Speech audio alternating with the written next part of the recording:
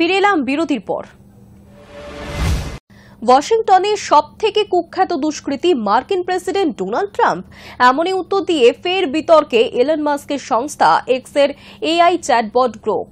জনৈক এক্স ব্যবহারকারীর প্রশ্নে গ্রোকের সোজা সাপটা উত্তর প্রকাশ্যে আসতেই শোরগোল পড়ে গিয়েছে আমেরিকার রাজনৈতিক মহলে।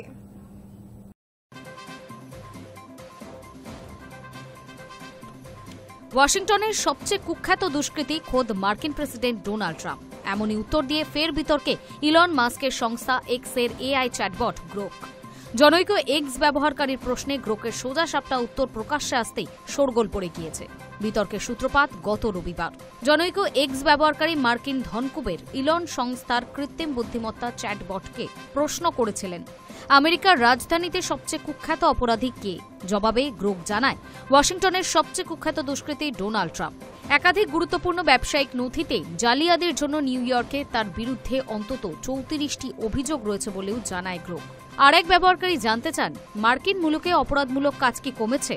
উত্তরে গ্রোক আবারও লেখে, হ্যাঁ, 2025 সালে ওয়াশিংটনে সহিংস অপরাধ 26% কমেছে, যা পরিসংখ্যান অনুযায়ী গত 30 বছরের সর্বনিম্ন।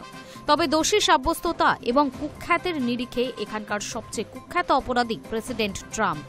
সেই কথোপকথন প্রকাশ্যে আসতে শুরু হয়েছে বিতর্ক। সম্প্রতি ট্রাম্প দাবি করেছিলেন, ওয়াশিংটনে অপরাধমূলক কার্যকলাপ নিয়ন্ত্রণের বাইরে চলে গিয়েছে। শহরের পুলিশ বাহিনীর কেন্দ্রীয়করণ এবং রাস্তায় ন্যাশনাল গার্ড মোতায়েনের কথাও ভাবছেন বলে জানিয়েছিলেন তিনি।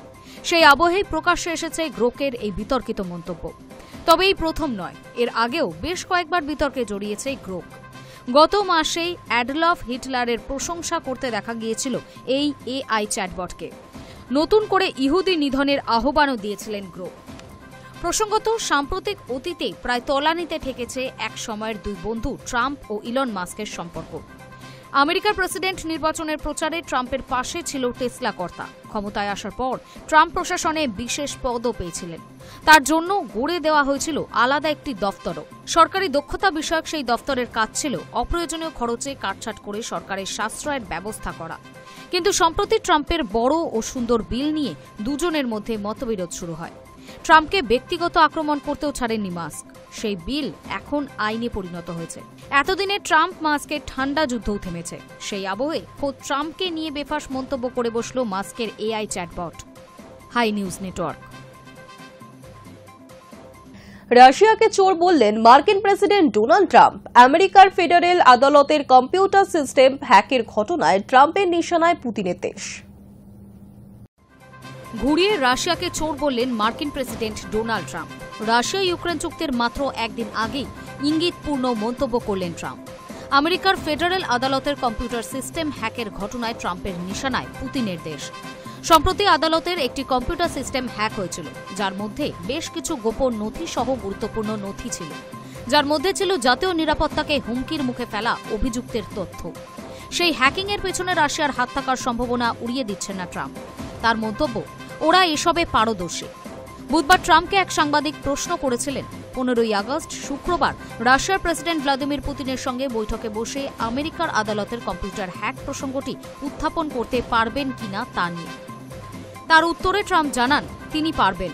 হ্যাকিংয়ের বিষয় সম্পর্কে তিনি ইতিমধ্যেই অবগত বলেও দাবি করেছেন। ট্রাম্পের মন্তব্য, ওরা এসব করে, এসবে ভালো। শুধু এখানেই থেমে থাকেননি তিনি। তার দাবি, এই বিষয়ে আমরা ভালো, আমরা বেশি ভালো। শুক্রবারে বৈঠকের আগেই পুতিনের দেশের উদ্দেশ্যে করা ট্রাম্পের এমন ইঙ্গিতপূর্ণ মন্তব্য যথেষ্টই তাৎপর্যপূর্ণ। সংবাদ সংস্থা রয়টার্সের তথ্য অনুসারে আমেরিকার তদন্তকারী আধিকারিকেরা জানতে পেরেছেন, 7ই আগস্টে ওই হ্যাকিংয়ের ঘটনায় রাশিয়াও জড়িত রয়েছে। ওই হ্যাকিংয়ের ফলে প্রভাব পড়েছে আদালতের ব্যবস্থাপনা ও জনসাধারণের তথ্যের জন্য ব্যবহৃত হয় এমন ব্যবস্থাতেও। High news network. যদি রাশিয়া ইউক্রেনের সঙ্গে যুদ্ধবিরতিতে রাজি না হয় তাহলে এর ফল খুব খারাপ হবে। আলাস্কায় বৈঠকের আগে রুশ প্রেসিডেন্ট ভ্লাদিমির পুতিনকে এভাবেই হুঁশিয়ারি দিয়েছেন মার্কিন প্রেসিডেন্ট ডোনাল্ড ট্রাম্প। পাশাপাশি শান্তি চুক্তিতে সম্মত না হলে রাশিয়ার বিরুদ্ধে অর্থনৈতিক প্রতিরোধেরও ইঙ্গিত দিয়েছেন তিনি।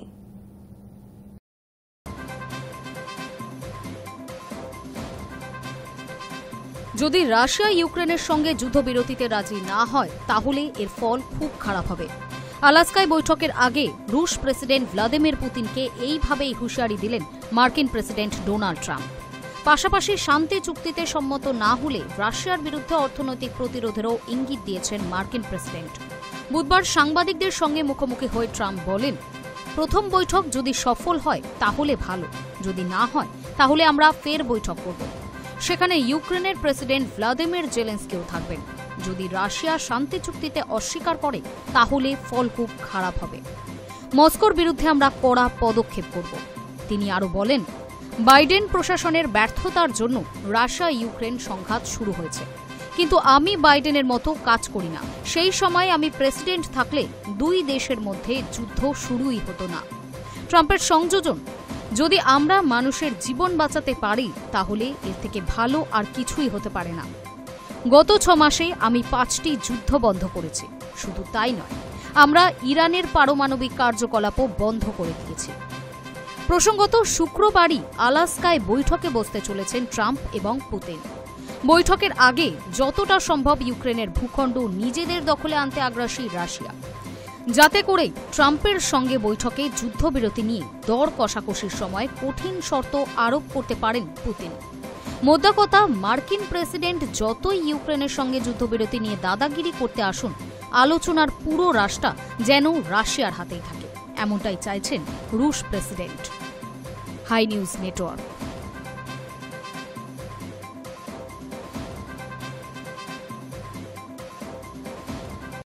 শূন্যে এলোপাথারি গুলি ছুড়ে স্বাধীনতা দিবস উদযাপনের সময় পাকিস্তানের করাচিতে ঘটল বিপদ। গুলি লেগে অন্তত 3 জনের মৃত্যু হয়েছে, আহত হয়েছেন 60-এরও বেশি। তাদের মধ্যে কয়েকজনের অবস্থা আশঙ্কাজনক বলে জানা যাচ্ছে। শূন্যে এলোপাথারি গুলি ছুড়ে স্বাধীনতা দিবস উদযাপনের সময় পাকিস্তানের করাচিতে ঘটল বিপদ। গুলি লেগে অন্তত 3 জনের মৃত্যু হয়েছে, আহত 60-এরও বেশি। তাদের মধ্যে কয়েকজনের অবস্থা আশঙ্কাজনক, এমনই খবর পাকিস্তানি সংবাদ মাধ্যম সূত্রে। স্থানীয় সংবাদ মাধ্যম সূত্রের খবর, স্বাধীনতা দিবস উপলক্ষে সেজে উঠেছিল করাচির বিভিন্ন জায়গা। সকলেই নিজেদের মতো করে দিন পালনের পরিকল্পনা করেছেন। রাতে পরিবারের সঙ্গে সেই উদযাপন দেখতে বেরিয়েছিল আজিজাবাদের 8 বছরের এক শিশু। হঠাৎই গুলি তার শরীর ফুঁড়ে বেরিয়ে যায়, লুটিয়ে পড়ে রাস্তাতেই। আকস্মিক এই ঘটনায় হতভম্ব হয়ে পড়ে ওই শিশুর পরিবার। তবে দ্রুত রক্তাক্ত অবস্থায় ওই শিশুকে হাসপাতালে নিয়ে যাওয়া হলেও বাঁচানো সম্ভব হয়নি। চিকিৎসকেরা পরীক্ষা করে তাকে মৃত বলে ঘোষণা করেন।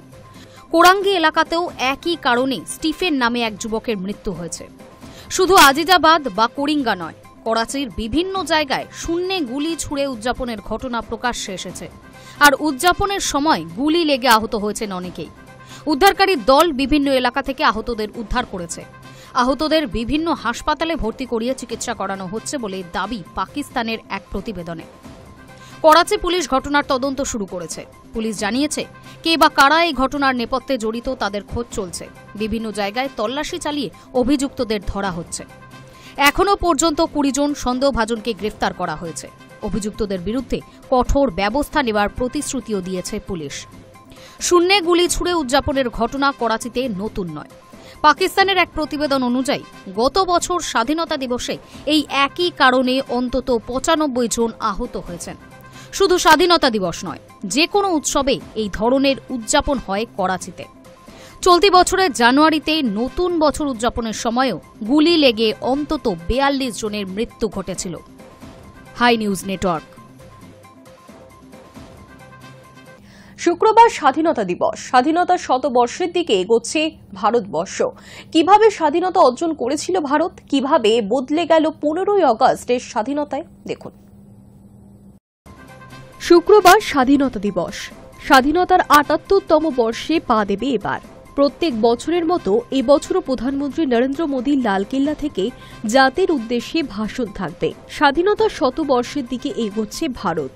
তবে আজকের দিনে দাঁড়িয়ে ফিরে দেখা দরকার কিভাবে এই স্বাধীনতা অর্জন করেছিল ভারত। ব্রিটিশ শাসনের অধীনে 200 বছর কেটেছে।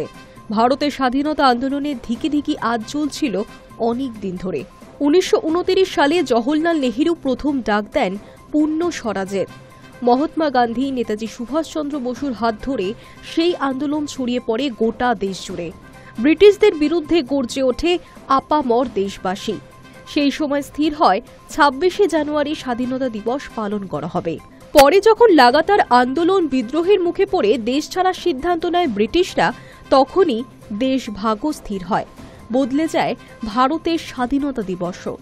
দেশভাগের সময় মাউন্ট ব্যাটেনকে ব্রিটিশ পার্লামেন্ট যে আদেশপত্র দিয়েছিল ক্ষমতা হস্তান্তরের, সেখানে বলা হয়েছিল দেশভাগ শেষ হতে ১৯৪৮ সালে ৩০শে জুন হয়ে যাবে, অর্থাৎ স্বাধীনতার আরও ১ বছর পিছিয়ে যেত। এর বিরুদ্ধে রুখে দাঁড়ায় মুসলিম লীগ, তারা আলাদা দেশের দাবি করতে থাকে। তারপরই লর্ড মাউন্টব্যাটেন ১৯৪৭ সালে ভারতের ক্ষমতা হস্তান্তরের বিষয়টি এগিয়ে আনেন। ব্রিটিশ হাউস অব কমন্সে ৪ জুলাই ভারতীয় স্বাধীনতা বিল পেশ করা হয় এবং ১৮ জুলাই তা গৃহীত হয়। ওই বিলেই ভারত ভেঙে পাকিস্তান গঠনের প্রস্তাব দেওয়া হয়েছিল। সেই প্রস্তাব মেনেই ১৯৪৭ সালের ১৪ আগস্টের মধ্যরাতে ২ ভাগে ভাগ করা হয় তৎকালীন ভারতবর্ষকে। ১৫ আগস্টের মধ্যরাতে ঘড়ির কাঁটা ১২টা পার করতেই ব্রিটিশ শাসন থেকেই স্বাধীন হয় ভারত। দ্বিখণ্ডিত ভারতের অপর অংশ পাকিস্তানের স্বাধীনতা দিবস পালিত হয় ১৪ আগস্ট। Hi news network.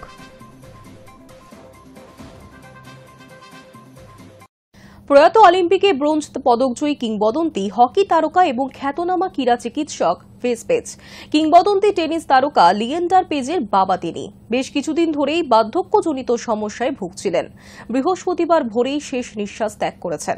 মৃত্যুকালে তার বয়স হয়েছিল ৮০ বছর। প্রয়াত অলিম্পিকে ব্রোঞ্জ পদকজয়ী কিংবদন্তি হকি তারকা তথা বিখ্যাত ক্রীড়া চিকিৎসক ভেসপেজ, কিংবদন্তি টেনিস তারকা লিয়েন্ডার পেজের বাবা বেশ কিছুদিন ধরে বার্ধক্যজনিত সমস্যায় ভুগছিলেন বলেই সূত্রের খবর। বৃহস্পতিবার ভোরে তিনি শেষ নিঃশ্বাস ত্যাগ করেছেন বলে পরিবারের তরফে জানানো হয়েছে। মৃত্যুকালে তার বয়স হয়েছিল ৮০ বছর।